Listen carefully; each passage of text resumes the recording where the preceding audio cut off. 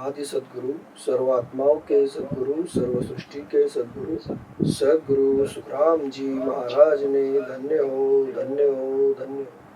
सत्स्वरूपी संत राधा किशन जी साहेब ने धन्य हो धन्य हो धन्य हो। सत्स्वरूप राम जी महाराज ने धन्य हो धन्य हो धन्य हो।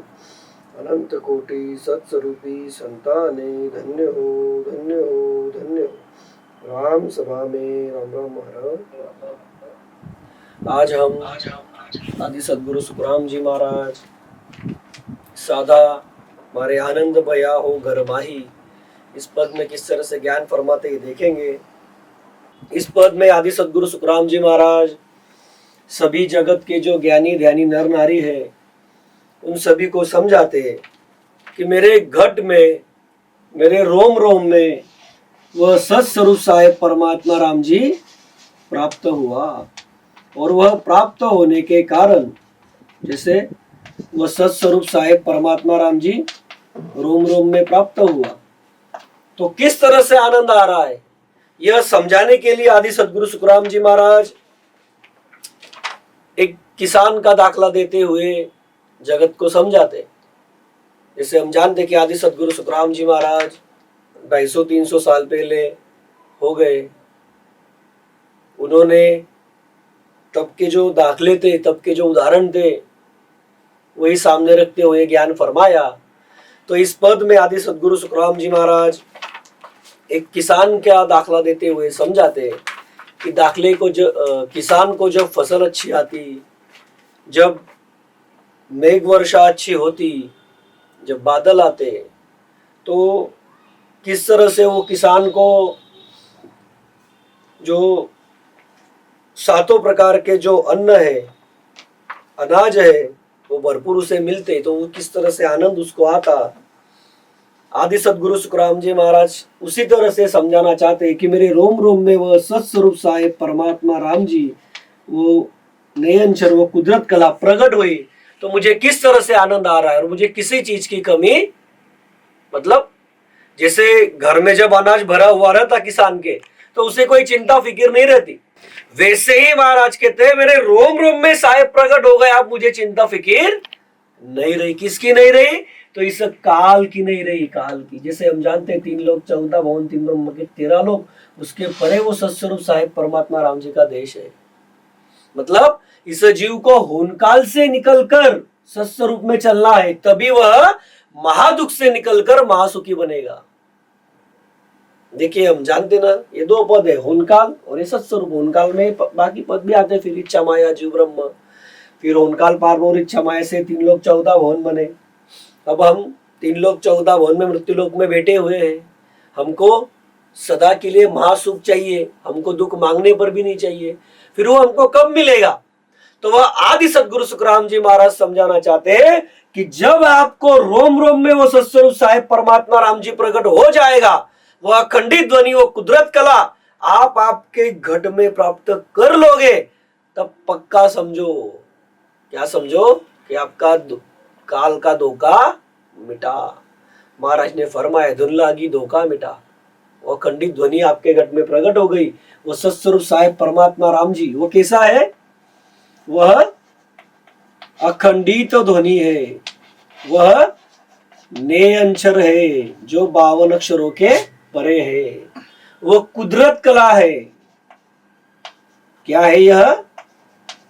कुदरत कला। इसके से अलग अलग भांति भांति के नाम देते हैं, लेकिन वह साहेब वह राम जी जब तक प्रकट होता नहीं तब तक काल का डर वो चिंता इस हंस को इस जीव को सताते रहती। परंतु जब वो एक बार घट में प्रकट हो जाता तो किस तरह से स्थिति बनती है वो महाराज समझाते कि किसी भी तरह का तोटा नहीं रहेगा, फिर नफा ही नफा रहेगा। अब देखिए एक को तोटे के बजाय नफा हुआ तो वैसा ही यदि दूसरा व्यक्ति करेगा तो उसको भी नफा होगा या तोटा होगा। ये जो दाखले आदि सद्गुरु सुखराम जी महाराज समझाते किसान का दाखला लेकर के, अब जब एक किसान ने कोई एक फॉर्मूला अपनाया, कोई एक प्रक्रिया अपनाई, एक प्रोसेस अपनाई, तो उसको तोटा होता था, अब नफा होने लगा। अब ऐसे के ऐसा अगर कोई दूसरा करेगा, कोई तीसरा करेगा, ऐसा अगर हर कोई अपनाएगा तो उन सभी को नफा ही होगा, तोटा किसी को होगा क्या? लेकिन सभी एक तरह से सिस्टम अपनाते नहीं है, बराबर है ना। जिसको नफा मिला उसने जो किया वो यदि समझ बूझ के अन्य भी धारण करेंगे तो उनको भी फायदा होगा। तो आदि सदगुरु सुखराम जी महाराज समझाना यही चाहते इस पद के अंदर कि जो कोई मैंने जैसे राम नाम को धारण किया, उस कुदरत को धारण किया, सदगुरु जी के भेद को धारण किया, वैसा अन्य भी कोई धारण करता है तो उसका भी तोटा नफा में परावर्तित हो जाएगा।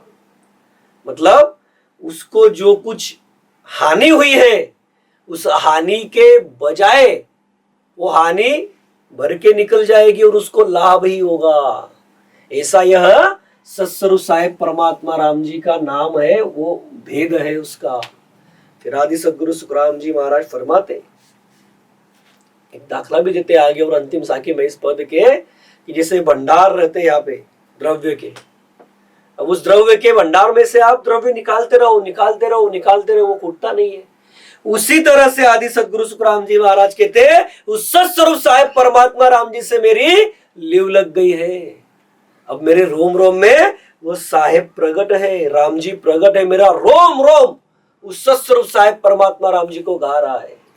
तो महाराज कहते मुझे उस सत्स्वरूप साहेब परमात्मा हर के उस राम जी के नाम की कोई कसर नहीं रही अब नाम लेने के अंदर। ऐसा क्यों कहते महाराज? तो जैसे आदि सदगुरु महाराज कहते मेरी स्थिति हुई वैसी आपकी भी हो सकती यदि आप उस भेद को, उस सत्स्वरूप साहेब परमात्मा राम जी को धारण करोगे तो, अखंडित उसको धारण करोगे तो रोम रोम में वो आपके भी प्रकट होगा। अब देखिए प्रकट क्यों करना है, फिर ये तो हमने जान लिया प्रकट हुआ ऐसा बताते महाराज इस पद के अंदर राम जी मेरे घट में। फिर किस तरह से आनंद हुआ वो भी बताते, कैसे तोटा हानि जो है, तोटा जो है लाभ में परावर्तित हो जाता, नफा हो जाता, कैसे वो भी बताते। देखेंगे हम आगे उस पद में ऐसा क्यों बता रहे महाराज। तो देखिए हम अनेक युगों से यहां पर गोते खा रहे इस 3 लोक 14 भुवन में। फरमाया कबीर साहब ने, जा दिन से जीव जन्मिया कबहू न पायो सुख, डाले डाले में फिरा पाते पाते दुख। ये जो दुख की घड़ी मिटानी है, दुख का समय मिटाना है, तो महाराज कहते रोम रोम में साहेब उस परमात्मा को, राम जी को प्रकट करना पड़ेगा। जा दिन से जीव जन्मिया मतलब होनकाल पार ब्रह्म के जीव ब्रह्म के रूप में सारे जीव थे। ये सृष्टि बनी हुई नहीं थी जैसे हम जानते। हम 2 पद जब देखते, सत्स्वरूप और दूसरा ये होनकाल, सत्स्वरूप और दूसरा ये होनकाल पार ब्रह्म, होनकाल के साथ ये इच्छा माया आदि से ही है, और ये होनकाल पार ब्रह्म जीव ब्रह्म का लोक, मतलब 2 पद आदि से सत्स्वरूप और दूसरा होनकाल, होनकाल में और 2 पद है जीव ब्रह्म और ये इच्छा माया जो हमने यहां पर निकाले। देखिए फिर होनकाल पार ब्रह्म और इच्छा माया का भोग हुआ, उन्होंने ये 3 लोक 14 भवन, 3 ब्रह्म के 13 लोक ये सभी बनाए, तब जाके ये सृष्टि बनी और यहां पर जीवों ने देह धारण किए।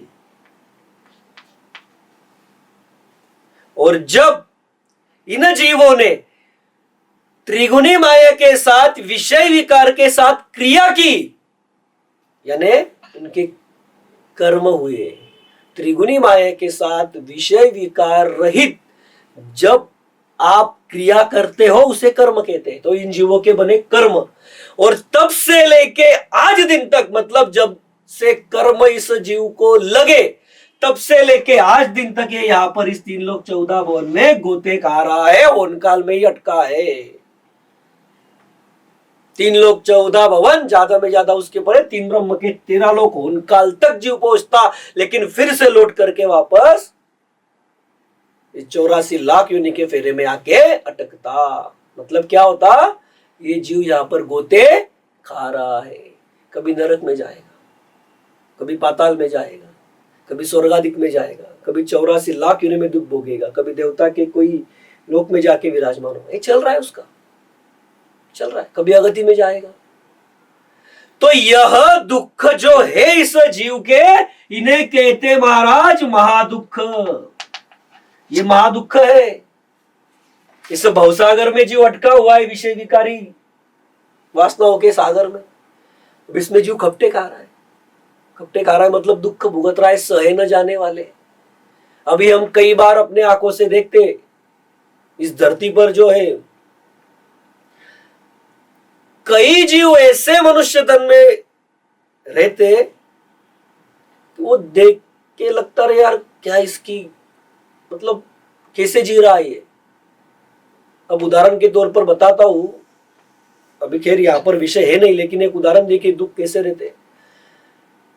हमारा ऑफिस है, उस ऑफिस के बाजू में एक घर है, क्योंकि हमने एक घर को ऑफिस बना करके वो वहां पर हमारा ऑफिस चलता है। तो उसके बाजू में एक लेडी और उसका लड़का रहता है। अब वो लड़के की उम्र होगी कुछ 30-35 के आसपास। उसके हाथ ऐसे मुड़े हुए, पैर ऐसे मुड़े हुए, और वो जब से जन्म हुआ बोले तब से वो बेड के ऊपर ही है। क्या कर्म किए होंगे उसने।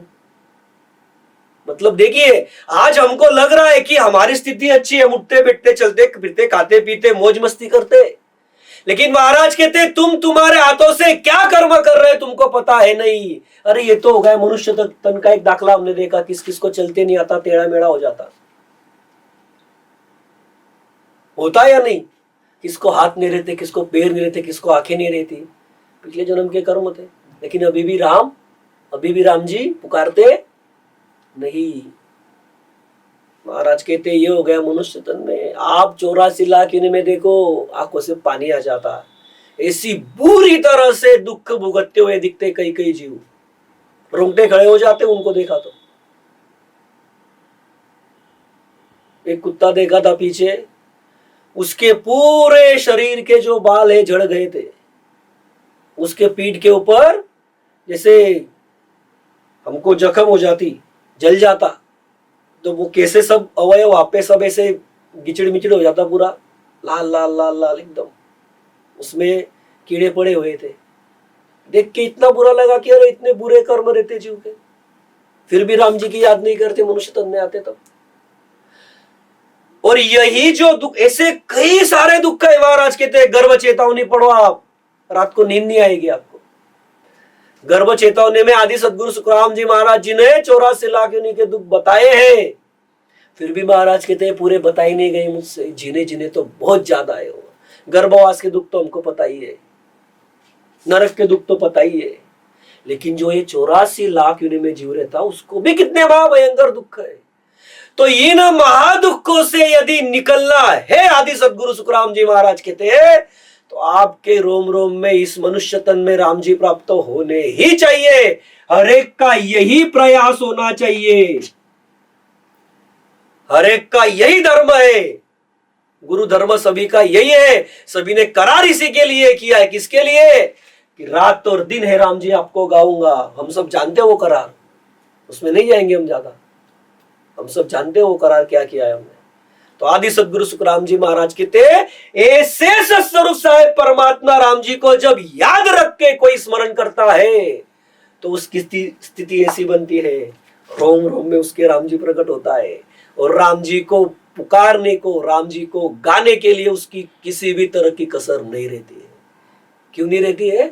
तो उसका रोम रोम 3.5 कोटि रोमावली राम जी को पुकारती है। जैसे हमने देखा है ना ज्ञान में, क्या देखा है? जब हम सत्स्वरूप साहेब परमात्मा राम जी का स्मरण करते सदगुरु जी के भेद से आती और जाती सांस में, हमारा निज मन राम जी को जाता है। सदगुरु साहेब दिखते हैं तब घट में नयनचर प्रकट होता, पूरब के चेर पश्चिम के 6 कवल छेदन होते।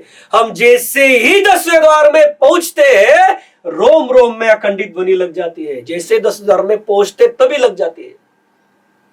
सारे संचित कर्म खत्म हो जाते हैं, क्रियमान नहीं लगते हैं, क्रियमान नहीं लगते, प्रारब्ध हम शिथिल करके भोग रहे।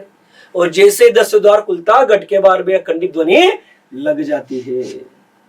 तो आदि सदगुरु सुखराम जी महाराज कहते यह विधि प्राप्त करने के लिए ही हमको मनुष्य तन मिला है। मतलब राम जी घट में प्राप्त करने के लिए मनुष्य तन मिला है। मतलब देखिए, हमने शुरू में देखा ना कि ये 3 लोग 14 भवन में जीव अटका कैसे है, दुख क्यों भुगत रहा है, महादुख उसके ऊपर क्यों पड़ रहे हैं, कर्मों की वजह से पड़ रहे हैं। फिर कर्म कब शून्य कब होते हैं, जब रोम रोम में राम जी प्रकट हो जाते हैं। ख्याल में आया क्या? तो ऐसे ये गणित है पूरा, और ये आदि सदगुरु महाराज समझा रहे हैं। फिर कैसे अंश महासुख में जाएगा, तो इस तरह से जाएगा, महादुख उसके सदा के लिए मिट जाएंगे, सदा के लिए महासुखी बन जाएगा जब उसके रोम रोम में राम जी प्रकट हो जाते। तो फिर रोम रोम में जब राम जी प्रकट हो जाते तो उसकी चिंता फिक्र किस तरह से मिटती, तो वो हम इस पद में देखेंगे। तो देखिए किस तरह से आदि सदगुरु सुखराम जी महाराज इस पद में ज्ञान फरमाते, ये अभी हम देखते हैं। साधा मारे आनंद भया हो घर माही, साधा मारे आनंद भया हो घर माही, निपजी साख नाम नायो, निपजी साख नाम नवायो, सासोरयो नकाई, साधा मारे आनंद भया हो घर माही, साधा मारे आनंद भया हो घर माही। अब देखिए आदि सदगुरु सुखराम जी महाराज इस पद के शुरू में ही फरमाते, साधा मारे आनंद भया हो घर माही, निपजी साख नाम अन आयो, सासो रयो न काई। आदि सदगुरु सुखराम जी महाराज सभी जगत के ज्ञानी ध्यानी ऋषि मुनि तपस्वी जोगी जंगम सेवड़ा सन्यासी फकीर ब्राह्मण और जगत के नर नारी उन सभी को फरमाते, जिन जिन को इस सत्स्वरूप साहेब परमात्मा राम जी के पद को जाने की चाहना है, ऐसे सभी जीवों को सभी अंशों को समझाते हैं कि जिनको महासुख प्राप्त करने हैं, महासुख की चाहना है, मतलब सत्स्वरूप साहेब परमात्मा राम जी को प्राप्त करना है, राम जी की शरण में जाना है, लेकिन उनके पास भेद है नहीं। उन सभी को महाराज फरमाते साधा। साधा किसको बताते महाराज यहां पर, जिन जिनको साहेब प्राप्त करना है, राम जी की चाहना है, महादुख से निकलकर महासुखी बनना है, महाराज कहते हैं आप सभी सुनो। सभी जगत के ज्ञानी धनी नर नारी को महाराज फरमाते कि जैसे किसान के घर में भरपूर सभी प्रकार का अनाज उगता है और उसे अनाज की कोई चिंता नहीं रहती है। क्या फरमाते महाराज, अभी किसान का दाखला देकर के फरमाते। अभी कोई किसान है, ठीक है ना, अब इस किसान के घर में उसका जो कुछ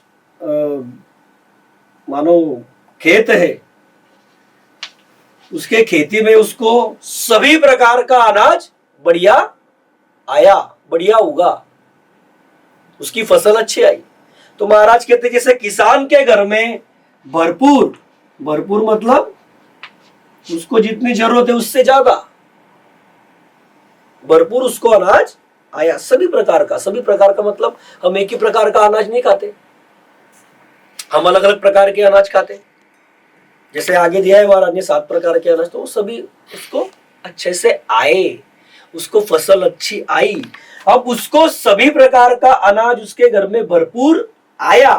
देखिए ये अनाज उसका भरपूर आया, उसकी फसल अच्छी आई, तो उसको उसकी फिक्र रही क्या, चिंता रही क्या? अब उसे अनाज की कोई चिंता रही क्या? फिर महाराज फरमाते तो उसे जैसे आनंद आता है तब उसको कोई चिंता नहीं रही, उसका उल्टा उसको आनंद आता। किसका आनंद आता? कि अबे मुझे अनाज की कोई चिंता नहीं, कोई फिक्र करने की जरूरत नहीं, उसको आनंद आता है। तो इसी तरह आदि सदगुरु सुखराम जी महाराज फरमाते हैं मुझे मेरे घट में नाम प्रकटने के कारण आनंद हो रहा है। आदि सदगुरु महाराज क्या फरमाते हैं कि जैसे इस किसान को भरपूर अनाज आने की वजह से कोई चिंता नहीं रही, उसको आनंद आ रहा है। उसी तरीके से महाराज कहते हैं मुझे मेरे घट में नाम प्रकटने के कारण वो नेंचर, वो कुदरत कला, वो सत्य शब्द खंडित ध्वनि, वो कुदरत कला मेरे घट में प्रकट हुई तो मुझे आनंद आ रहा है। महाराज कहते हैं अब मेरे घट में हर प्रकटने की कोई चिंता नहीं रही। मुझे अभी घट में हर प्रकट करने की कोई चिंता रही क्या? नहीं रही। क्यों नहीं रही? क्योंकि मैंने घट में हर मतलब वो सत्स्वरूप साहेब परमात्मा राम जी, उसको प्रकट करने का भेद धारण किया और उसको घट में प्रकट कर लिया। देखिए इसमें समझने वाली बात क्या है। महाराज ने उदाहरण किसका दिया? किसान का दिया और अनाज का दिया। किसान और अनाज, ये रिलेशन कैसा है कि किसान खेती करके फसल उगाता, अनाज उगाता, वो फसल अच्छी आई, सभी प्रकार का अनाज उसके घर में भरपूर आ गया तो उसको कोई चिंता नहीं रही अनाज की, वो आनंदित हो गया, आनंद से भरपूर हो गया।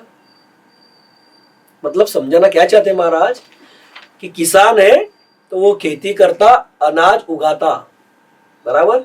वैसे ही आदि सद्गुरु महाराज कहते हैं हम इस मनुष्य तन में आए हैं। मनुष्य तन में यदि किसान क्या करता? खेती करता, अनाज उगाता, अब उसको सभी प्रकार का अनाज आ गया तो उसको चिंता रही क्या अनाज की? नहीं रही। उसको खुशी हो रही, आनंद हो रहा है। होता ना आनंद ऐसे, घर में भरपूर अनाज है, कोई चिंता नहीं, बस बढ़िया है। वैसे ही महाराज कहते हैं हम मनुष्य तन में आए हैं। महाराज कहते हैं मैंने मनुष्य तन में हूं और मैंने इस मनुष्य तन में उस सत्स्वरूप साहेब परमात्मा राम जी को अपने घट में रोम रोम में प्राप्त कर लिया, घट में प्राप्त कर लिया। तो महाराज क्या फरमाते? मुझे अब राम जी प्रकट करने की कोई चिंता नहीं रही। राम जी प्रकट करने की चिंता नहीं रही मतलब अब मेरे रोम रोम में राम जी प्रकट हो गए। इसका ही मतलब क्या हुआ? मेरा काल से सदा के लिए छूटने का जो दाव है वो सही हो गया। किसान अनाज उगाता मतलब खेती करता। मनुष्य तन में हम क्यों आए फिर? मनुष्य तन में हम आए उस सत्स्वरूप साहेब परमात्मा राम जी के नाम की फसल बोने के लिए, उसको प्राप्त करने के लिए। जैसे हमको इस जगत में, इस तन में हम हैं तो हमको पेट भरने के लिए खाना खाना पड़ता, अनाज से रोटी बनती वगैरह वगैरह अलग अलग चीजें बनती, वो खाते हम, बराबर है ना। राइस बनता, भात बनता, वो खाते हम। वैसे ही इस मनुष्य तन में इस हंस को सदा सुखों की भूख है। कब से? और अनेक युगों से है, अनेक युगों से है। उसको महासुखों की प्यास, महासुखों की भूख अनेक युगों से है। युगों के युग व्यतीत हो गए। महाराज कहते हमने देखा टेर के अंदर, जा दिन से जीव जन्मिया कबो न पायो सुख, डाले डाले में फिरा पाते पाते दुख। यहाँ पर 3 लोग 14 भवन में दुख ही दुख है। महाराज कहते इस पूरे होन काल में दुख ही दुख है। कबीर साहब भी फरमाते युगानुयुग बीत रहे हैं लेकिन हमको महासुखों का देश नहीं मिला, वो राम जी घट में प्रकट नहीं हुआ। तो महाराज क्या फरमाते कि मुझे मेरे घट में नाम प्रकटने का, वो नयनचर कुदरत कला प्रकटने का आनंद आ रहा है और राम जी घट में प्रकट होने की कोई चिंता नहीं रही। मतलब मैंने काल को जीत लिया, राम जी को घट में प्राप्त कर लिया, वो कुदरत कला खंडित ध्वनि को रोम रोम में प्राप्त कर लिया। तो समझाना क्या चाहते हैं सदगुरु महाराज? जो चिंता हर जीव ने, हर हंस ने करनी चाहिए। देखिए समझा किसको रहे महाराज? जिन जिन को साहेब प्राप्ति की चाहना है, साधा मारे आनंद भयो हो घर माई, कि मेरे घर में आनंद आया, मेरे घट में आनंद आया। किसको बता रहे हैं? जिनको राम जी को प्राप्त करने की चाहना है कि वो आनंद आपको भी आ सकता है। जो मुझको आया वो आपको आएगा। कब आएगा? लेकिन जो विधि मैंने की वो विधि आपको करनी पड़ेगी। और आनंद कैसे आएगा? तो दाखला देते हुए फरमाते कि किसान है, अरे उसका तो काम है खेती करना, फसल उगाना, अनाज उगाना। अब उसको सभी प्रकार का अनाज जो उसको घर में खाने के लिए लगता वो भरपूर मात्रा में आ गया, भरा हुआ है घर में, तो आनंदित रहता, उसको चिंता नहीं रहती अनाज की। वैसे ही मनुष्य तन में आकर के जो हंस आदि सदगुरु सुखराम जी महाराज कहते राम जी को रोम रोम में प्राप्त कर लेगा, घट में उसको प्रकट कर लेगा, उसको राम जी प्रकट करने की चिंता रहेगी क्या? नहीं रहेगी, आनंद रहेगा, काल को जीतने का आनंद रहेगा। अब ये कितना गहराई से समझाते महाराज कि राम जी प्रकट करने की कोई चिंता नहीं रही, हर को घट में प्रकट करने की। इसका मतलब क्या? जिसके घट में राम जी प्रकट नहीं है, हर प्रकट नहीं है, उन सभी को ये चिंता फिक्र सतानी चाहिए रात और दिन। क्यों? क्योंकि हमने राम जी से करार करके ये मनुष्य तन मांगा। 84 में थे तब उससे विनती कर रहे थे, जब गर्भवास में आए तब भी उससे करार किया, जब मनुष्य तन में भेजा उससे पहले धर्मराय ने जता करके भेजा। तो भाई ये सब बातें है ना उसके पीछे। चिंता किसकी करते जगत के नर नारी? अब देखिए इस पद में ये है नहीं, लेकिन अपने आसपास नजर घुमा के देखिए आप, जैसे हम भक्ति में आने से पहले कैसे थे और अभी कैसे हो गए, या फिर अपने आसपास के, अपने कुल के लोग, परिवार के लोग, अपने जाति के लोग, समाज के लोग, अपना मित्र परिवार कैसे रह रहे? चिंता फिक्र किसकी करते? चिंता फिक्र तो उसकी होनी चाहिए कि एक दिन मुझको ये मनुष्य तन त्याग के जाना है और मुझे मेरे घट में अब तक राम जी प्रकट नहीं हुए। इसलिए कबीर साहब ने कहा कल करे सो आज कर, आज करे सो अब, पल में प्रलय होएगा बहुरी करेगा कब। कि कल करना है तो आज कर, आज करना है तो अब। क्या जगत के काम नहीं, राम जी घट में प्रकट करने का काम। जब एक बार राम जी घट में प्रकट हो जाते हैं तो आदि सदगुरु सुखराम जी महाराज जैसे फरमाते कि सादा मारे आनंद भया हो घर माई, वैसे आनंद आपके घर घट में भी आएगा, आपको भी राम जी मिलने का आनंद आएगा। नहीं तो फिर काल खाएगा, वो चिंता सताएगी, फिर से 84 लाख यूनि के महादुख में जाना पड़ेगा। कर्मों के अनुसार कभी अगति में जाओगे, कभी नरक में जाओगे, कभी स्वर्गादिक में जाओगे, फिर से 84 लाख यूनि में आओगे। ये भवसागर के दुख में आपको जाना ही पड़ेगा, नहीं तो महाराज कहते वक्त रहते सही विचार, सही समझ पकड़ करके उस राम जी को रोम रोम में प्राप्त कर लो, और राम जी प्राप्त करने की जो चिंता है उससे चिंता मुक्त हो जाओ। कैसे? जैसे आदि सदगुरु सुखराम जी महाराज जी ने सत्स्वरूप साहिब परमात्मा राम जी को रोम रोम में प्राप्त किया, उस तरह से। ये क्यों समझा रहे महाराज? मुझको मिल गया मतलब हो गया क्या काम? महाराज ऐसा फरमाते क्या? नहीं, मुझको मिला आपको भी मिल सकता, मैंने जो किया वो आप करो। तो कैसे आनंद आता है वो आदि सदगुरु सुखराम जी महाराज अगली साखियों में फरमाते, अगली साखी में फरमाते हो। तो देखिए किस तरह से फरमाते। ओ मन इंद्र उमंग कर आयो, ज्ञान बादळा दरस्या साधा मारे, ज्ञान बादळा दरस्या बृहतन बीज चमकने लागी, बृहतन बीज चमकने लागी, भजन में सो बरस्या साधा मारे, आनंद भया हो घर माही साधा मारे, आनंद भया हो घर माही। देखिए आगे आदि सदगुरु सुखराम जी महाराज फरमाते, ओ मन इंद्र उमंग कर आयो, ज्ञान बादला दरस्या, बृहतन बीज चमकने लागी, भजन में है सो बरस्या। अब देखिए आदि सदगुरु सुखराम जी महाराज फरमाते आगे, और जैसे वो किसान है, वो कब कब खुश होता, कैसे कैसे खुश होता, वैसा वो दाखला सामने रखते हुए महाराज इस पूरे पद में समझाते हैं कि मुझे किस तरह से आनंद आया राम जी घट में प्रकट होने का, कैसे भजन करने का। तो जैसे इंद्र उल्लासित होकर आने पर उसके बादल इधर उधर दिखने लगते, इधर उधर बिजली चमकते दिखती और बहुत बारिश आती है। इंद्र उल्लासित होता तब, मतलब जब बारिश होने का समय रहता तब। इंद्र उल्लासित होना यानी क्या कि जब बारिश गिरने वाली होती है तब की स्थिति बताते महाराज कि वो इंद्र उल्लासित होकर आने पर उसके बादल, जैसे बादल हम देखते ना बरसात के दिन में, ये बादल इधर से उधर दौड़ते रहते और ये बादल जब एक दूसरे के ऊपर टकराते तो बिजली भी चमकती। क्या होता, जब बरसात के दिन होते तो महाराज कहते इंद्र उल्लासित होकर जब आता तब क्या होता, उसके बादल इधर उधर दिखने लगते। दिखते ना बादल, जहां वहां जब बारिश होने वाली रहती तब तो बादल दिखने लगते। अब इधर उधर बिजली चमकते दिखती, बिजली चमकते दिखती। बिजली कैसे चमकती हम जानते हैं कि ये बादल जब जाते रहते इधर उधर तब वो एक दूसरे से टकराते, तब उसमें से बिजली निकलती, बराबर, वो हम जानते, बिजली भी चमकती तब। तो महाराज कहते हैं और बहुत बारिश आती है, बहुत बारिश आती। अब बारिश अच्छी हुई तो किसान की फसल अच्छी आती।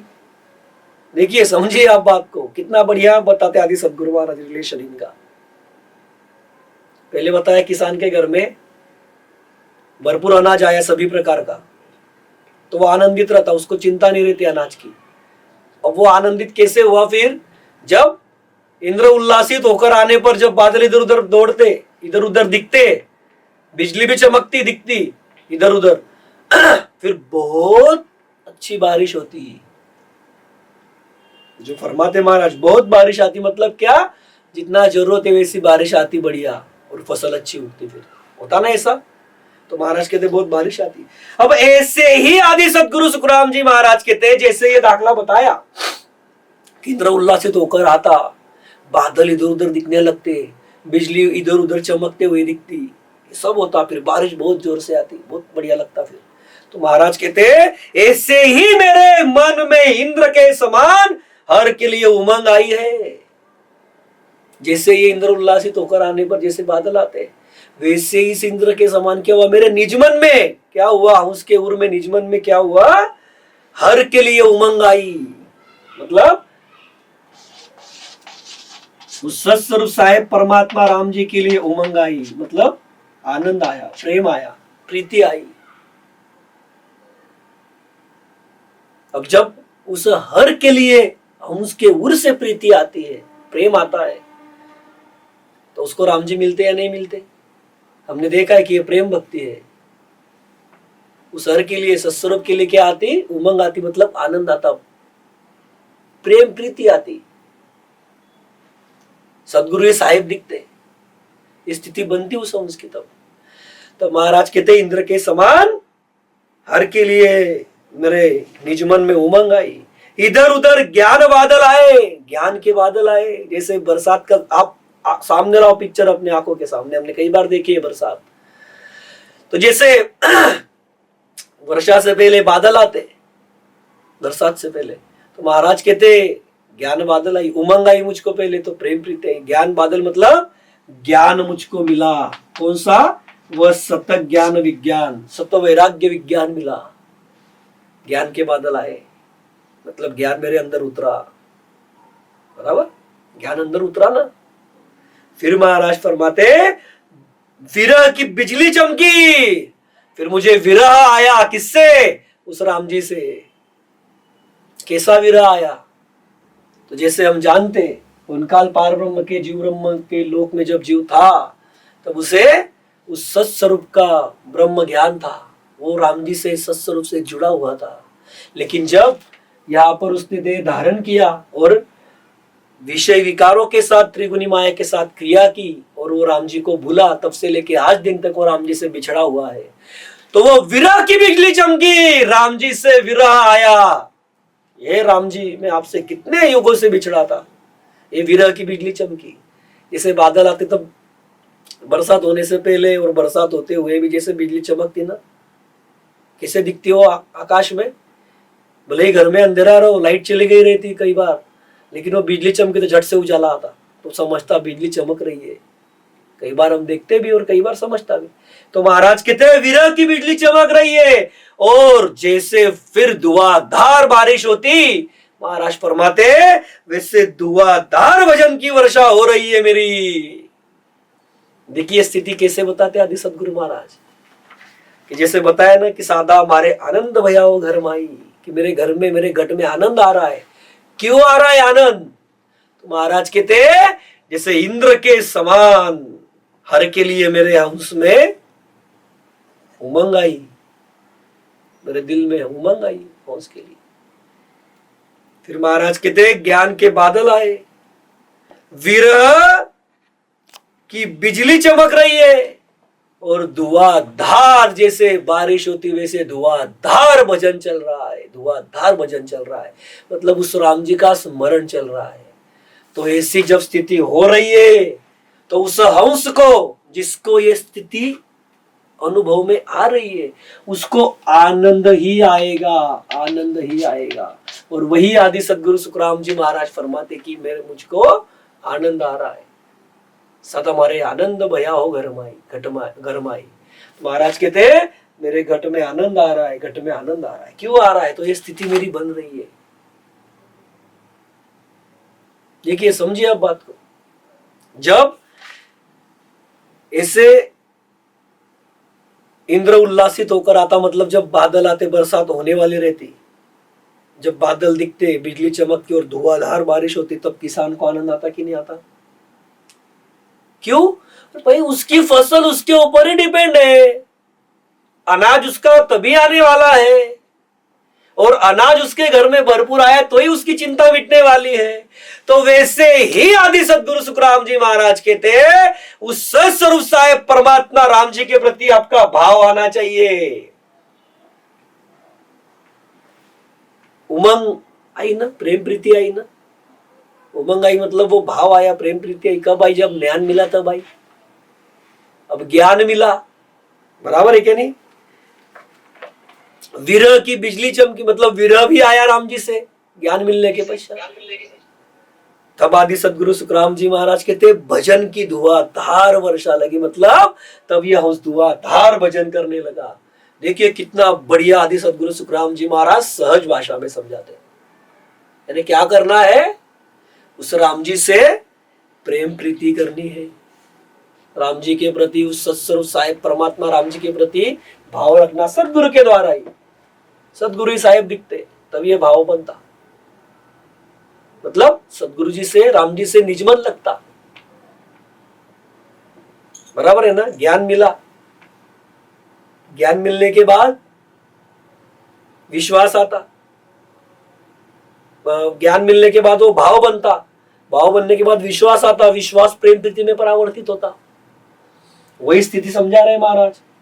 ज्ञान मिला, राम जी के प्रति उमंग आई, वही हुआ ना, विरह आया फिर राम जी के प्रति, क्योंकि अनेक युगों से हंस राम जी से बिछड़ा है। विरह आया और धुआंधार स्मरण शुरू हो गया। जब धुआंधार स्मरण शुरू हो गया, दारोदार स्मरण शुरू हो गया, धुआंधार मतलब दारोदार उस राम जी से लिव लग गई, स्मरण हो रहा है, तो राम जी घट में प्रकट हो गया नहीं। और इसीलिए महाराज कहते हैं सादा मारे आनंद भयाओ घर माई। तो ये स्थिति हर किसी की बन सकती है, महाराज कहते हैं हर किसी की बन सकती है। तो क्या करना पड़ेगा? सिर्फ जैसे महाराज समझाते कि मैंने भेद धारण किया, वैसा भेद आपको धारण करना पड़ेगा। तो देखिए फिर आगे और किस तरह से महाराज फरमाते कि जब ऐसी बारिश होती फिर आगे स्थिति कैसे बनती है, तो वो समझाते महाराज। और आगे सातु अन्ननी पता भारी, साख हेल दे आई साधा मारे, साख हेल दे आई। अब कोई आनर जाचे मोकू, अब कोई आनर जाचे मोकू।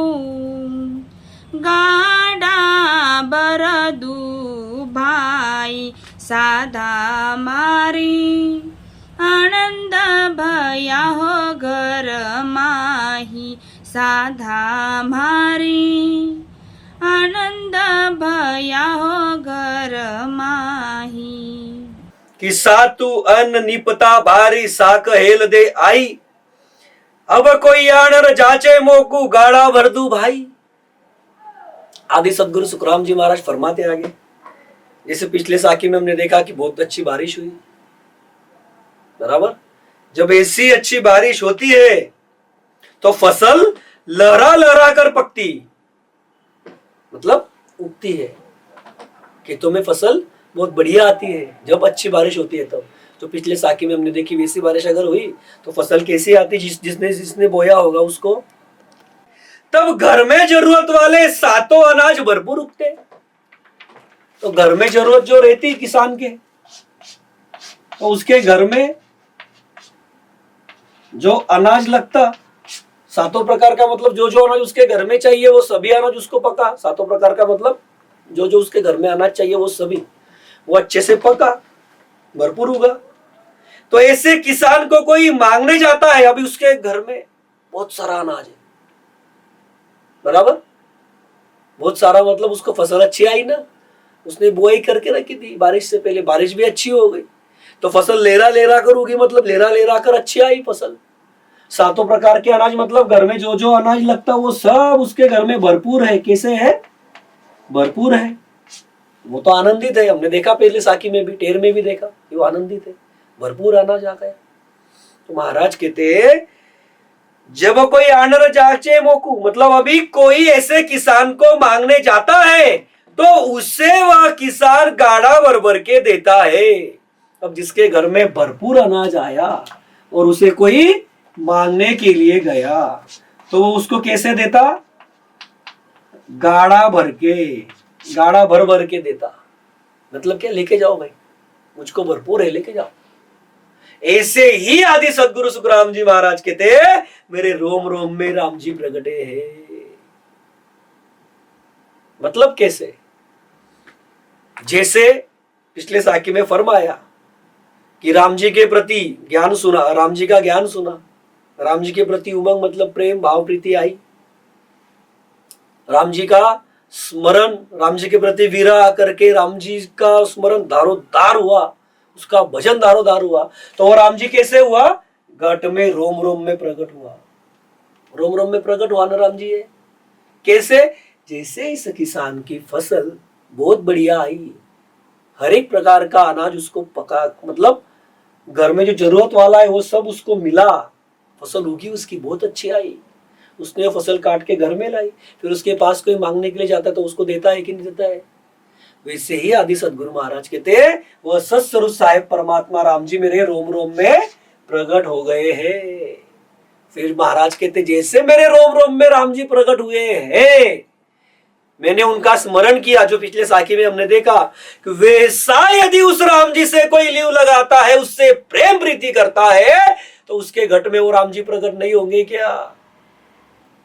जो महाराज कहते साधो साधा मारे आनंद भया हो घर माई, वैसे आनंद महाराज कहते आपके घट में भी आएगा, आपको भी वो राम जी मिलेंगे, आपके भी रोम रोम में राम जी प्रकट हो गए।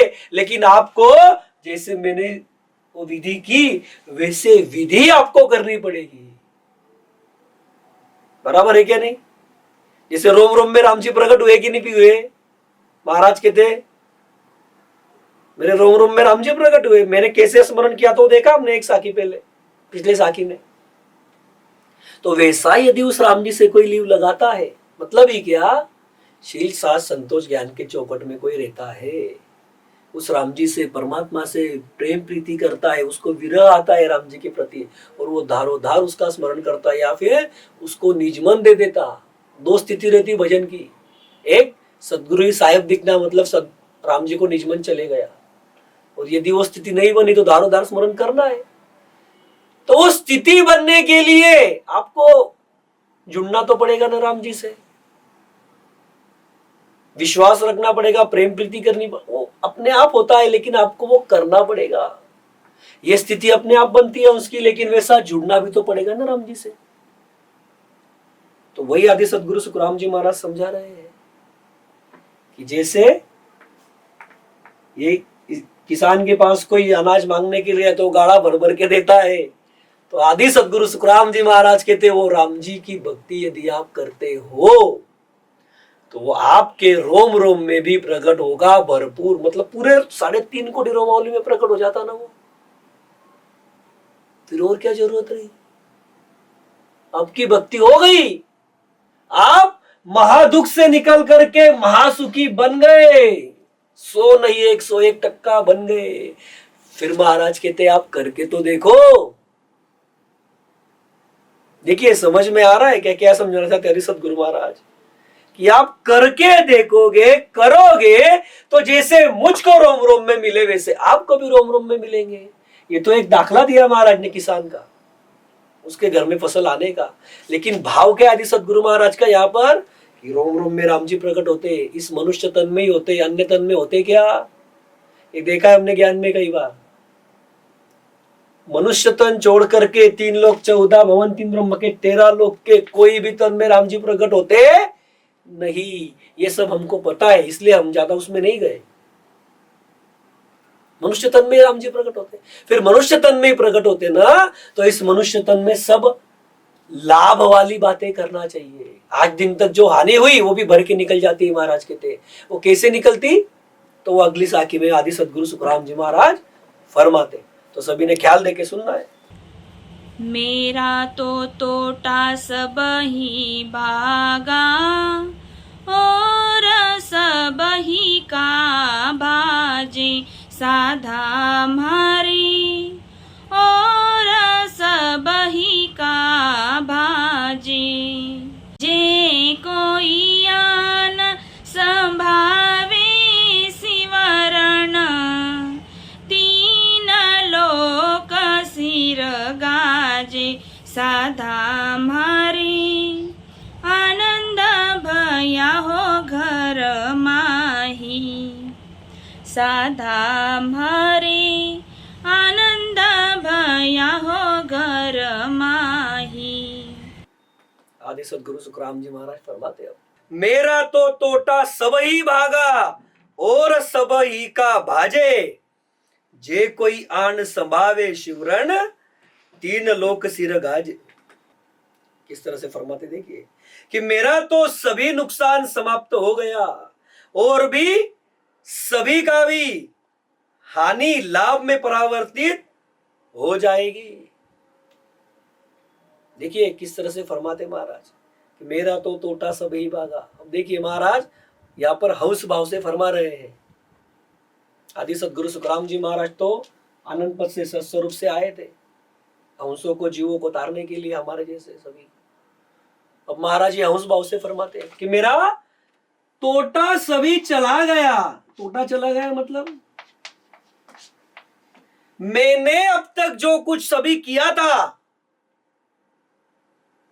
क्रिया त्रिगुणी माया के साथ, यानी जो सारे मेरे कर्म बने थे, मैंने आज दिन तक जो जो तोटा खाया था, मतलब क्या तोटा कैसे कैसे हुआ? राम जी घट में प्रकट होने से पहले, राम जी की भक्ति मिलने से पहले, समझने से पहले और धारण करने से पहले जो भी आपके सांस गए वो सारे व्यर्थ गए। ये एक तोटा हुआ कि ये मनुष्य तन मिलने से पहले, इसके पहले जितनी बार मनुष्य तन मिला हुआ है, तब तब इस जीव ने माया के साथ जो क्रिया करनी किया, मतलब उसके जो सारे कर्म बने, तो वो कर्म उसके पीछे लगे हुए थे ना, तो वो जीव को भुगतने ही थे सभी के सभी। उसने तब तब कितना भारी भारी तोटा किया है। देखो आप कि जब जब मनुष्य तन मिला, उसमें जो अनमोल ऐसी सांसें दी राम जी ने, 77 करोड़ 76 लाख ऐसी दिन की 21,600 पकड़ करके सभी सभी सभी सभी सभी व्यर्थ कर दी उसने। तो तोटा कम है क्या? और उसमें राम जी की भक्ति कमाने का तो जाने दो, राम जी की भक्ति करना तो छोड़ दो, मतलब राम जी की भक्ति की फसल बोना, बीज बोना तो छोड़ दीजिए, उल्टा विषय विकारों में अटका, अन्य भक्तियों में अटका, जो इस भवसागर में ही अटकाती, जो सही में देखे जाए तो विषय विकारी है। डूबा ताड़े माय में दिया है महाराज ने, अन्य और पद में भी दिया है कि सभी विकारों में लगा रहा, विषय विकारों में, और तोटा लगा। अब ये तोटा कितना है? अरे भाई ये तो गिन नहीं सकते, नाप नहीं सकते, तोल नहीं सकते आप इसको। कितना तोटा? कम से कम 43,20,000 साल, 84 लाख योनि में जाना पड़ता जीव को, कम से कम वो भुगत करके आया। और अब की बार जो है मनुष्य तन मिला, इसमें भी राम जी मिलने से पहले, उसकी भक्ति मिलने से पहले जो सांसें व्यर्थ गई, वो सब तोटा लगा हुआ ही था मुझको। अब ये सभी की सभी जो हानि है वो एक पल के भीतर भर के निकल जाती। देखिए कितना बड़ा पराक्रम है उस सत्स्वरूप साहिब परमात्मा राम जी का। जब ये हंस उस सत्स्वरूप साहिब परमात्मा राम जी को निज मन सौंपता है, उसको सदगुरु साहिब दिखते हैं, तो उसके घट में, उसके उर में वो सत्स्वरूप साहिब परमात्मा राम जी, वो नयनचर सत्य शब्द कुदरत कला, वो अखंडित ध्वनि प्रकट होती है, और पूरब के 6 और पश्चिम के 6 कौलों का छेदन होके ये हंस 10वें द्वार के परे होता है। ये एक पल के भीतर होता है। अब ये कैसे होता, माया कैसे कैसे अलग होती है, सब हम जानते।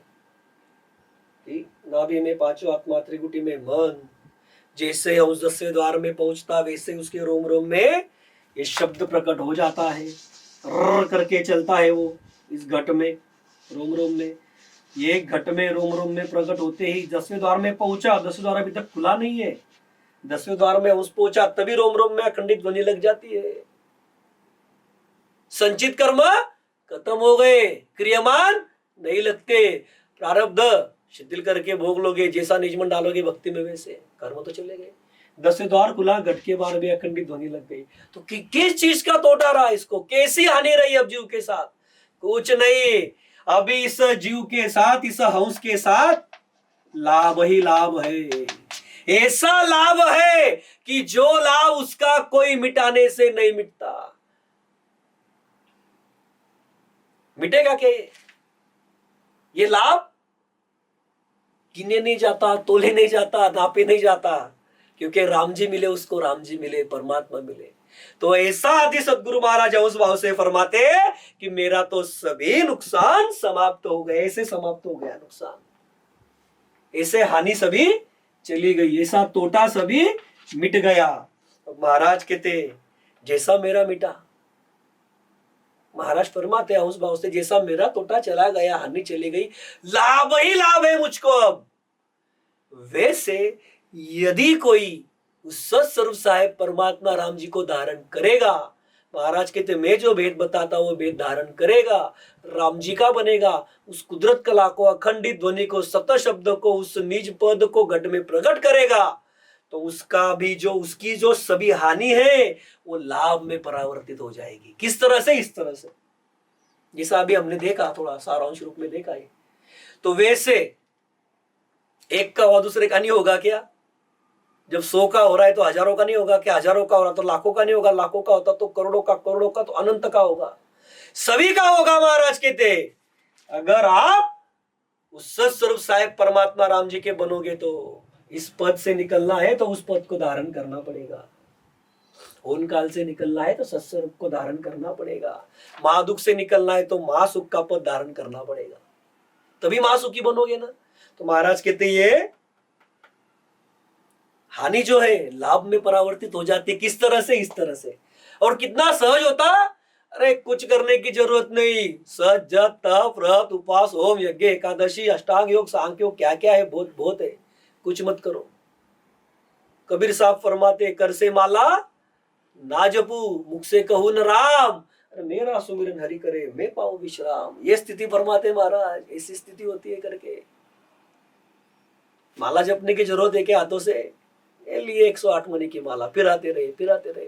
कोई आया, हाँ हाँ ठीक है बोलो बोलो, अरे क्या है? स्मरण ऐसे करो, 24 घंटा लीव लगी है राम जी से। ये सत्ता समाधि कहते, उठते बैठते चलते फिरते खाते पीते राम जी रोम रोम में प्रकट है। एक एक नाड़ी, एक एक रोम आपका राम जी को गा रहा है, एक एक रोम राम जी का स्मरण कर रहा है। ये इसको कहते सत्ता समाधि, उठते बैठते चलते फिरते खाते पीते। फिर महाराज कहते मुझको कुछ कसर नहीं रही। इस ऐसा स्मरण होगा तो कसर नहीं। तो ये सभी का ऐसा जब राम जी घट में प्रकट हो जाता रोम रोम में, तो कैसी हानि रहेगी, कैसा तोटा लगेगा उसको? अरे सब नफा ही नफा रहेगा, सब लाभ ही लाभ रहेगा। तो आदि सदगुरु सुखराम जी महाराज कहते कि यदि कोई आकर राम नाम का स्मरण धारण करेगा तो वो 3 लोक के ऊपर गरजने लगेगा। कि ऐसा स्मरण कोई करेगा उस राम जी का जैसा मैं कर रहा हूं, महाराज कहते उस भाव से, तो वो 3 लोक के ऊपर गरजेगा। 3 लोक के ऊपर गरजेगा मतलब, अरे जो इस 3 लोक 14 भवन के स्वामी है, बन के बेटे हैं ब्रह्मा विष्णु महादेव शक्ति, उनको जो साहेब नहीं मिला, राम जी नहीं मिला, वो आपको मिलेगा। 3 लोक में आपके नाम का डंका बजेगा। बताया ना आदि सदगुरु महाराज जी ने पद के अंदर कि सब जानते हैं देवी देवता। किसको जानते? अरे जिसके घट में राम जी प्रकट होते उसको जानते। बताया ना संतों ने कि देवी देवता वंदन करते, देव करे प्रणाम विचन ब्रह्मा शिव चावे, जन सुखिया निच नाव ब्रह्म के माही मिलावे। अरे कि जो राम जी रोम रोम में प्रकट होता, वो कुदरत कला खंडित ध्वनि प्रकट होती, उसको प्रणाम करने के लिए 3 लोक 14 भवन के देवता आते हैं। उस नयन चर को, अखंडित ध्वनि को, ऐसा वो पराक्रम घट में प्रकट होता है। तो ऐसे वो 3 लोक के ऊपर गरजने लगेगा। अब ये तो बहुत सारा इसके अंदर हम जानते हैं, इसमें ज्यादा नहीं जाएंगे हम, क्योंकि 3 लोक में कैसे गरजता। अरे 3 लोक 14 भवन सारा जानता ही सब उसको, ये राम स्नेही है करके, राम जी के जन है करके। वो पराक्रम घट में प्रकट हो गया, राम जी घट में प्रकट हो गए। 3 लोक 14 भवन में डंका बजता है कि ऐसे फलाने फलाने संत है करके। ये बात बनती है। ये हंस का लाभ गिने नहीं जाता, तोले नहीं जाता, नापे नहीं जाता। वो सिर्फ उस हंस को समझता है कि उसको कितनी बड़ी चीज मिली है, कि ऐसी कुदरत चीज है ये। महाराज फरमाते हैं कि ऐसी कुदरत चीज है वो, इसको मिल तो उसको ही समझती। तो इस पद की अब और अंतिम साखी में किस तरह से फरमाते महाराज, तो हम समझते। समय हमारा हो गया है, लेकिन सभी ने ख्याल देके सुनना है। खुल्या भंडार द्रव बोहनी कस्या, तोटो पडन न पावे, साधा मारे तोटो पडन न पावे। कहे सुख राम लगी बताड़ी, कहे सुख राम लगी बताड़ी। रोम रोम हर गावे, साधा मारे आनंद भया हो घर माही, साधा मारे आनंद भया हो घर माही।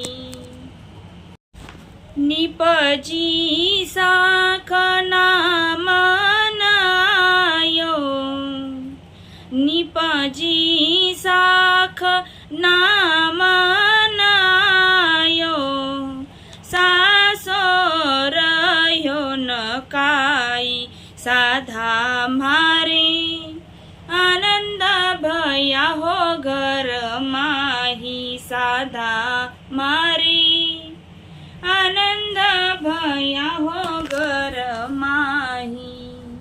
अब देखिए आदि सदगुरु सुखराम जी महाराज फरमाते इस पद के अंतिम साखी में कि खुल्या भंडार द्रव बहु निकस्या, तोटो पड़न न पावे, कहे सुखराम लगी अब ताड़ी, रूम रूम हर गावे। आदि सदगुरु सुखराम जी महाराज फरमाते कि जैसे जमीन में द्रव्यों का भंडार होते हैं, जिसे हम जानते ना कि धरती है, जमीन है, उसके अंदर कई एक जगह पे द्रव्य के भंडार होते हैं। द्रव्य अलग अलग प्रकार के रहते हैं, हम सब जानते हैं, ठीक है ना। सोना है, चांदी है, वगैरह वगैरह बहुत सारे रहते हैं। तो उस द्रव्य के भंडार जमीन में रहते हैं, धरती में रहते हैं। अब वो भंडार हाथ में आने पर कितना भी निकालो तो भी उस भंडार से द्रव्य की कमी नहीं आती। ये भंडार मिल गया द्रव्य का, XYZ जो भी होगा उसके अंदर द्रव्य। अब उसके अंदर से आप द्रव्य निकालते रहो, निकालते रहो, निकालते रहो, निकलते रहता, निकलते रहता, निकलते रहता। उसको भंडारी किसलिए कहते हैं कि वो उसके अंदर से निकलते ही रहेगा। तो वो निकलते रहता, निकलते रहता, द्रव्य की कमी नहीं आती। कमी आती है क्या? नहीं आती, वो निकलते ही रहता वहां से। तो महाराज कहते इसी प्रकार मेरी राम जी से लीव लगी है और मेरे रोम रोम राम जी गा रहे हैं। जैसे यहाँ से भंडार है ना, द्रव्य निकालते रहो, कमी नहीं होगा। आदि सदगुरु महाराज कहते हैं तो वैसे ही मेरे रोम रोम में राम जी प्रकट है, और मेरा रोम रोम उस सत्स्वरूप साहेब परमात्मा राम जी को, सप्त शब्द को, कुदरत कला को गा रहा है। अब मुझे हर के नाम की कोई कसर नहीं पड़ने वाली। हर जी के, राम जी के, परमात्मा के, उस कुदरत कला खंडित ध्वनि के, सत्स्वरूप के, उस आनंद पद के नाम की मुझे कोई कसर नहीं पड़ने वाली है। क्यों नहीं पड़ने वाली है?